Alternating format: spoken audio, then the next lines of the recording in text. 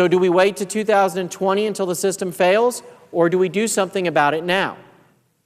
We don't have a problem on the revenue side. We're taxing people plenty. And today is a day when most Americans realize that. You know, there's a real problem in this country that we don't think about taxes more because they're sort of hidden from us. We have something called withholding.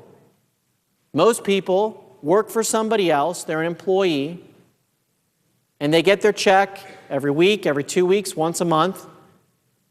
And what do they look at? They want to know what the bottom line number is. They think that's what they make.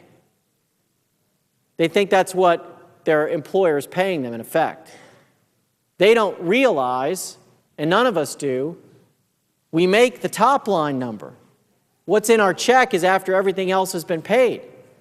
Imagine, Madam President, if we got rid of withholding.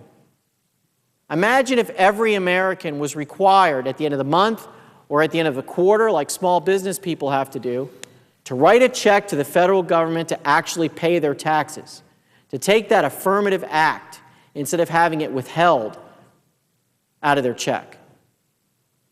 Madam President, I think Americans would be in the streets. I think they'd be protesting because they'd finally realize how much money they're actually paying in taxes. Our problem in this country isn't not enough tax.